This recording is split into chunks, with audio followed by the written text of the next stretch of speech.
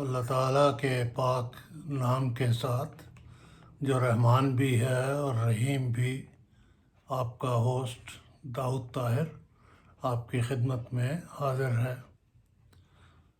Viewers, اپنے ان نوجوان طلباء کے لیے جو اپنی تعلیم مکمل کر چکے ہیں یا اپنی تعلیم مکمل کرنے کے قریب ہیں اور فکر مند ہیں کہ آئندہ زندگی گزارنے کے لیے انہیں کون سا راستہ اختیار کرنا چاہیے، ان کی رہنمائی کے لیے میں نے اپنی بعض ویڈیوز میں central superior services of Pakistan examination کا ذکر کیا تھا۔ میں نے بتایا تھا کہ اس امتحان کے قواعد و ضوابط کیا ہیں، اس امتحان کی کمپوزیشن کیا ہے، یعنی ریٹن ٹیسٹ کیا ہے، اس کے بعد انٹرویو کیا ہے، میڈیکل ٹیسٹ کیا ہے، وغیرہ وغیرہ۔ یہ بھی بتایا تھا کہ میرٹ لسٹ سے کیا مراد ہے اور اس امتحان کے نتائج کے اعتبار سے کیا اہمیت ہے، اور یہ بھی عرض کیا تھا کہ جو لوگ یہ امتحان پاس کر لیتے ہیں انہیں کن کن محکموں یا گروپس میں جگہ ملتی ہے۔ بہت سے طلباء نے مجھ سے یہ سوال کیا ہے، اور یہ سوال ہے بھی اہم، کہ اس امتحان میں اس کثرت سے طلباء فیل کیوں ہوتے ہیں۔ اس سوال کا جواب آسان نہیں، اور کیس ٹو کیس اس کی وجوہات مختلف ہو سکتی ہیں، لیکن یہاں پر میں بعض ان عمومی وجوہ کا ذکر کرنے کی کوشش کروں گا جو اس امتحان میں ناکامی پر منتج ہوتی ہیں، یا یوں کہہ لیجئے امیدوار پاس تو ہو جاتا ہے لیکن اس کے نمبر اتنے کم ہوتے ہیں کہ اسے کوئی جاب نہیں مل سکتا۔ اس حوالے سے سب سے پہلی بات جس کا میں ذکر کرنا چاہتا ہوں وہ تو ہے آپ کا ایک ذہنی طور پر یہ فیصلہ کہ آپ نے یہ امتحان دینا ہے، اور اس میں سب سے اہم بات کہ آپ نے یہ فیصلہ کب کیا۔ میں نے یوٹیوب پر ایسی ویڈیوز دیکھی ہیں جن میں امیدواروں کو بار بار بتایا جاتا ہے کہ یہ امتحان ایسا مشکل نہیں، بس 2-3 مہینے کی تیاری اس میں کامیابی کے لیے بہت کافی ہے۔ ٹھیک ہے، معجزے ہر جگہ ہوتے ہیں، اور یہ معجزہ بھی ہو سکتا ہے کہ 2 مہینے کی تیاری کے بعد ایک آدمی امتحان میں شامل ہو اور اچھے نمبر لے کر نکل جائے، لیکن عمومی اصول کے طور پر یہ بات صحیح نہیں۔ حقیقت یہ ہے کہ یہ ایک مشکل امتحان ہے جس میں کراچی سے لے کر پشاور اور گوادر سے لے کر گلگت تک ہزاروں نوجوان طلباء اور طالبات شامل ہوتی ہیں۔ ان کی مختلف بیک گراؤنڈ ہوتی ہے۔ بعض بچے عرصے سے اس کی تیاری میں مصروف ہوتے ہیں، بعض بچوں نے آنن فانن یہ فیصلہ کیا ہوتا ہے۔ اب ظاہر سی بات ہے، جس بچے نے پچھلے 3 سال یا 4 سال یا 5 سال سے یہ سوچ رکھا ہے کہ وہ یہ امتحان دے گا اور اس کے لیے تھوڑی بہت وہ تیاری کر رہا ہے، وہ اس بچے سے زیادہ بہتر پرفارم کرے گا جس نے 2 مہینے پہلے فیصلہ کیا ہے۔ اور آپ یہ بھول جاتے ہیں کہ یہ ایک کمپٹیٹیو ایگزام ہے، آپ کا تقرر یا آپ کا سلیکشن کسی سروس کے لیے آپ کے حاصل کردہ نمبروں کی بنیاد پر ہوتا ہے۔ اگر آپ ایک امیدوار سے ایک نمبر پیچھے ہیں تو آپ کو اس کے نیچے ہی جگہ ملے گی، اس کے اوپر آپ نہیں جا سکتے۔ تو یہ جو اہم بات ہے اس کو ہمارے بہت سے دوست نظر انداز کر دیتے ہیں، سمجھ لیتے ہیں کہ شاید اس کو پاس کر لینے سے ہی کامیابی ان کے قدم چومے گی، جبکہ یہ بات نہیں ہے۔ یہ مقابلے کا امتحان کہلاتا ہی اس لیے ہے کہ اس میں ہر آدمی کو ایک دوسرے سے بہتر پرفارم کرنے کی ضرورت ہے، اور جو آدمی بہتر پرفارم کرے گا وہ کامیاب ہو جائے گا۔ اور بہتر پرفارم کرنے کے لیے لانگ ٹرم تیاری کی ضرورت ہے۔ اس کے لیے 2 ماہ کی یا 3 ماہ کی تیاری کافی نہیں۔ دوسری بات جو میں اپنے تجربے کی بنیاد پہ کہہ سکتا ہوں، میں ممبر پبلک سروس کمیشن بھی رہا ہوں، لوگوں کو دیکھتا بھی رہا ہوں، کہ مضامین کا انتخاب مناسب نہیں ہوتا۔ ایک آدمی مثال کے طور پہ اس نے ایم ایس سی باٹنی کر لی یا ایم ایس سی زوالوجی کر لیا، اس کے بعد وہ یہ امتحان دینے کا فیصلہ کر لیتا ہے۔ زوالوجی یا باٹنی کی بنیاد پر ممکن ہے اسے 200 نمبروں کا پرچہ دینے میں آسانی ہو جائے، لیکن 400 نمبر کے پرچے انتخاب کرنے میں اسے بڑی دقت پیش آئے گی، کیونکہ اس نے وہ مضامین زندگی کے کسی مرحلے پر بھی پڑھے نہیں ہوں گے۔ اس کے مقابلے پر میں پولیٹیکل سائنس کی مثال دیتا ہوں۔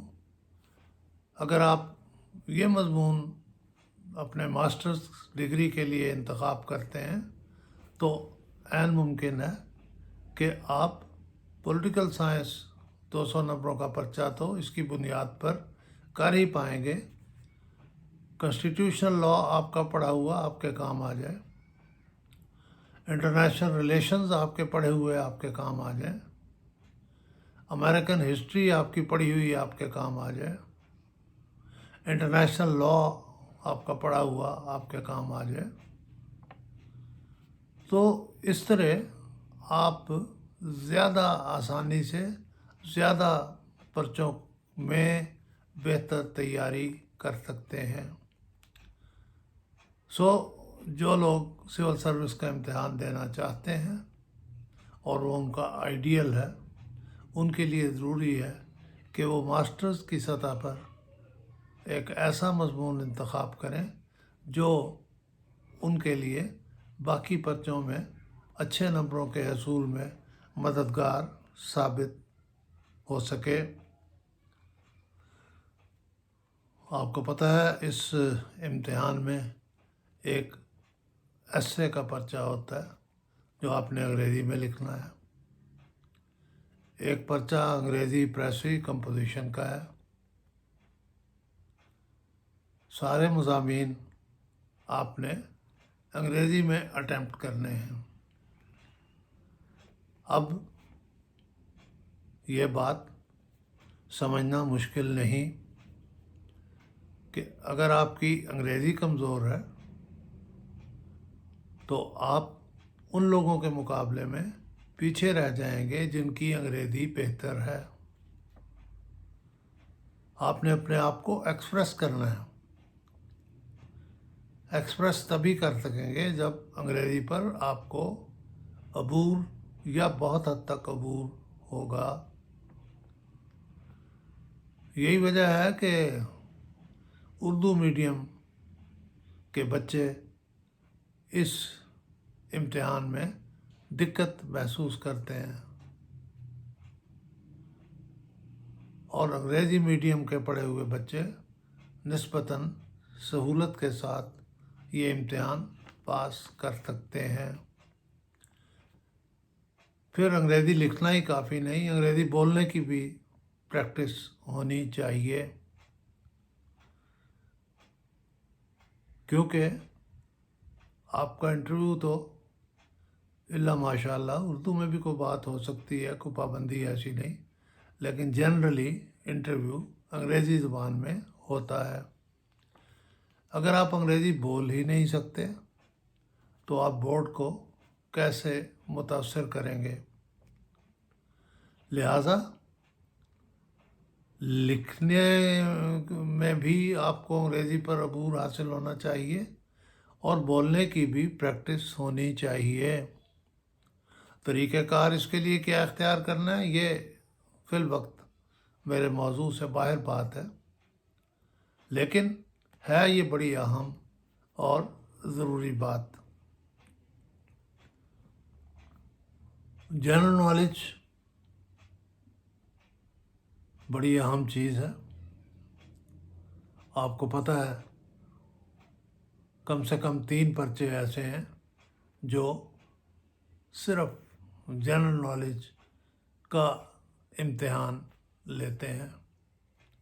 ایوری ڈے سائنس ہے، کرنٹ افیئرز ہے، پاکستان افیئرز ہے۔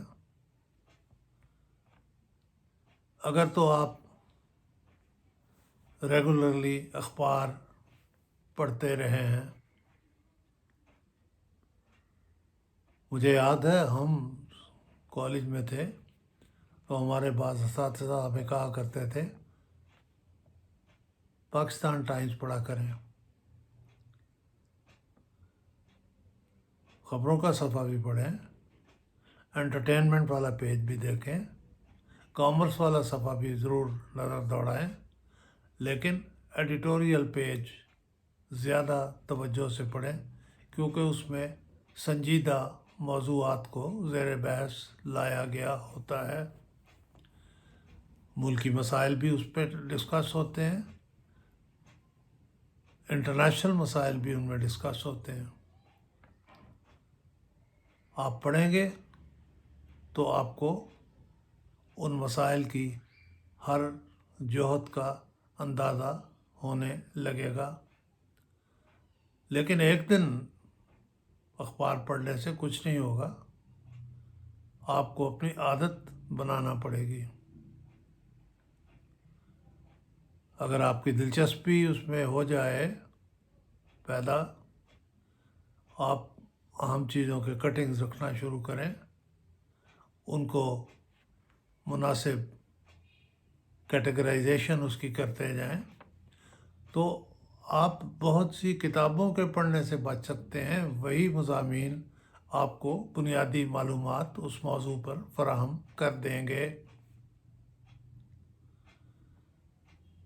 ریڈیو پہ سنجیدہ ٹاکس، ٹی وی پہ سنجیدہ ٹاکس، تفریح طبع کے لیے جو مرضی آپ پروگرام دیکھیں، میں اس کی بات نہیں کر رہا، لیکن اگر آپ نے یہ امتحان دینا ہے، اچھے نمبروں پہ پاس کرنا ہے، تو سنجیدہ ٹاکس ضرور سنیں۔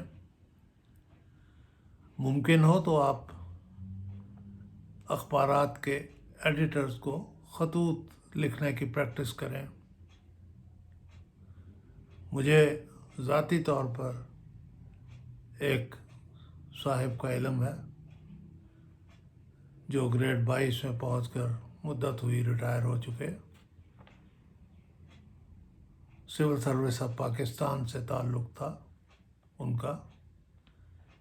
جب وہ کالج میں تھے تو ان کے استاد نے انہیں کہا کہ تم اخبارات پہ خطوط لکھا کرو، چنانچہ انہوں نے سول اینڈ ملٹری گیزٹ کو، اس زمانے کا ایک مشہور اخبار تھا، خطوط لکھنے شروع کیے۔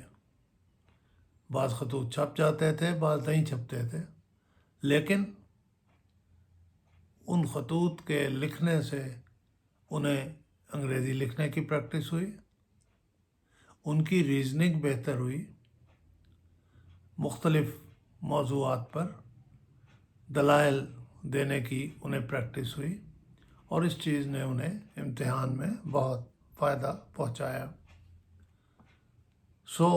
جنرل نالج میں کمزوری اس امتحان میں ناکامی کا باعث بن سکتی ہے۔ پھر ایک چیز ہے جس کو ہم شخصیت کہتے ہیں۔ شخصیت میں سب سے پہلے شکل و صورت تو آتی ہی ہے، لیکن شکل و صورت میں آپ کوشش سے کوئی نمایاں تبدیلی نہیں لا سکتے۔ ہاں، آپ مناسب اور اچھا لباس پہن کر، اپنی عادات و اطوار میں مناسب تبدیلی پیدا کر کے، اپنی چال ڈھال میں اگر کوئی خامی ہے تو اسے دور کر کے، اچھی گفتگو کر کے آپ اپنی شخصیت کو بہتر رنگ میں انٹرویو بورڈ کے سامنے پیش کر سکتے ہیں۔ اگر آپ کو انگریزی بولنے کی کچھ پریکٹس ہو گئی ہے، اگر آپ اچھی اردو بول سکتے ہیں، اگر مختلف موضوعات پر آپ کا علم اس قابل ہے کہ لوگ آپ کے ساتھ گفتگو کرنا پسند کریں، تو یقیناً آپ اس امتحان میں بہتر پرفارم کر سکتے ہیں۔ اپنی شخصیت کی گرومنگ کی کوشش کرتے رہیے۔ ہو سکے تو پبلک اسپیکنگ کی عادت اپنائیے۔ کوئی موقع ہو، کوئی موضوع ہو، اس پر آپ بغیر جھجک کے اچھے اور مدلل انداز میں گفتگو کر سکتے ہوں، تو یوں سمجھیے کہ ساری دنیا آپ کے ساتھ چلنے پر مجبور ہو جائے گی۔ ویورز، آخر میں ایک چھوٹی سی بات، جو کچھ میں نے کہا حرف آخر نہیں ہے۔ اور بھی وجوہات ناکامی کی ہیں، ہو سکتی ہیں، لیکن یہ چند موٹی موٹی باتیں تھیں جو میں سمجھتا ہوں اگر ان پر عمل کیا جائے تو آپ کو بہتر نمبر دلا سکتی ہیں۔ آئندہ کسی ویڈیو میں اس موضوع پر مزید بات بھی ہوگی، اور اس وقت تک کے لیے مجھے اجازت دیجیے۔ لیکن جانے سے پہلے آپ سے ایک درخواست، اگر آپ کو میری یہ گفتگو اچھی لگی ہو تو اس ویڈیو کو لائک ضرور کیجیے گا، اور اس چینل کو سبسکرائب بھی ضرور کیجیے، تاکہ میری آئندہ آنے والی ویڈیوز سب سے پہلے آپ کو ملیں۔ بہت شکریہ ویورز۔